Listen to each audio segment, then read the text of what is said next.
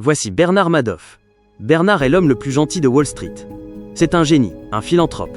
Et il a même aidé à créer le Nasdaq, la deuxième plus grande bourse du monde. Bernard a aussi réalisé le plus grand tour de magie de l'histoire de l'humanité. Il a fait disparaître 65 milliards de dollars. Pas en braquant une banque, pas avec des hackers, mais simplement en étant gentil. Comment un seul homme a-t-il pu tromper les plus grandes banques, des stars d'Hollywood et des milliers de retraités pendant 20 ans? Attachez votre ceinture, voici comment Bernard a brisé le système. Pour comprendre l'arnaque, il faut comprendre qui était Bernard. Dans les années 60, la bourse, c'était des gens qui criaient au téléphone et couraient partout avec des feuilles de papier. Bernard, lui, croit en la technologie. Il est l'un des premiers à informatiser les transactions. Il devient si influent qu'il finit par présider le Nasdaq. Mais sa vraie force, c'est son image. Il ne cherche pas les clients. Ce sont les clients qui le supplient de prendre leur argent. Pourquoi?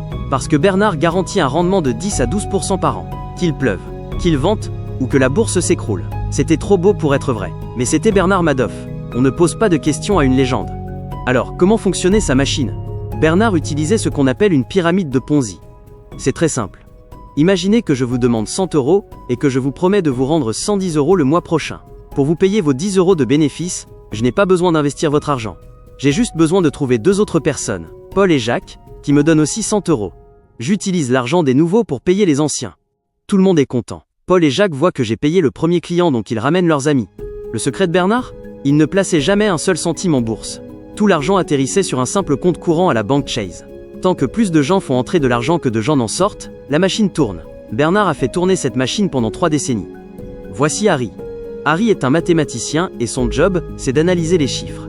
En 1999, on lui demande de copier la stratégie de Madoff pour faire les mêmes profits. Harry prend sa calculatrice, fait les calculs, et s'arrête. Il réalise quelque chose de mathématiquement impossible. Il dira plus tard, « Il ne m'a fallu que 5 minutes pour comprendre que c'était une arnaque ». Harry prévient les autorités. 1 fois, 2 fois, 5 fois sur une période de 9 ans. Il leur donne les preuves sur un plateau d'argent. Mais la SEC ne fait rien. Pourquoi? Parce que Madoff est trop puissant. Parce qu'il est l'ancien patron du Nasdaq. Parce que dans le monde des milliards, on préfère croire à un beau mensonge qu'à une vérité qui fait peur. Harry finira par devenir paranoïaque, craignant pour sa vie, car il était le seul à voir le monstre caché derrière le rideau. 2008. La crise des subprimes frappe le monde. Les banques s'écroulent, la bourse plonge. Partout, les gens paniquent et ont besoin d'argent. Tout de suite. C'est le pire cauchemar pour une pyramide de Ponzi.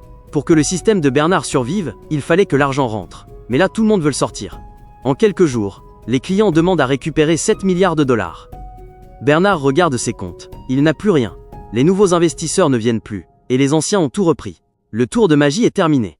Le 10 décembre 2008, Bernard rentre chez lui. Il sait que demain, le monde entier saura qu'il n'est pas un génie, mais le plus grand voleur de l'histoire. Il appelle ses 2 fils pour une réunion d'urgence. Le secret va enfin sortir. Le soir du 10 décembre 2008, Bernard craque. Il avoue à ses fils que son entreprise n'est qu'un gros mensonge génial. Il pense qu'il lui reste quelques semaines.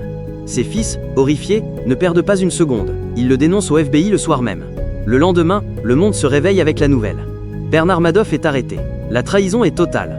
Il n'a pas seulement volé des inconnus, il a volé ses amis d'enfance, des fondations caritatives, et même des membres de sa propre famille. La justice est sans appel. 150 ans de prison. Pour Bernard, c'est une condamnation à mort derrière les barreaux.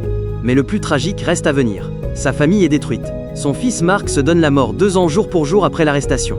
Son autre fils, Andrew, meurt d'un cancer quelques années plus tard, en disant que le stress causé par son père l'a achevé. Bernard, lui, finira ses jours seul dans une cellule de Caroline du Nord, emportant ses secrets avec lui en 2021. Qu'est-ce qu'on peut apprendre de l'histoire de Bernard Madoff? La leçon est simple. Si un investissement semble trop beau pour être vrai, c'est qu'il l'est probablement. L'argent facile n'existe pas, même quand il est proposé par l'homme le plus respecté de Wall Street. En comprenant comment ces empires s'écroulent, on apprend à mieux protéger le sien. Si vous avez aimé ce premier dossier, abonnez-vous à Histoire de milliards.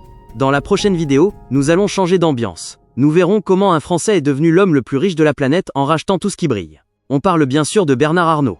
Dites-moi en commentaire quel autre milliardaire vous aimeriez que je décrypte. À bientôt pour une nouvelle histoire.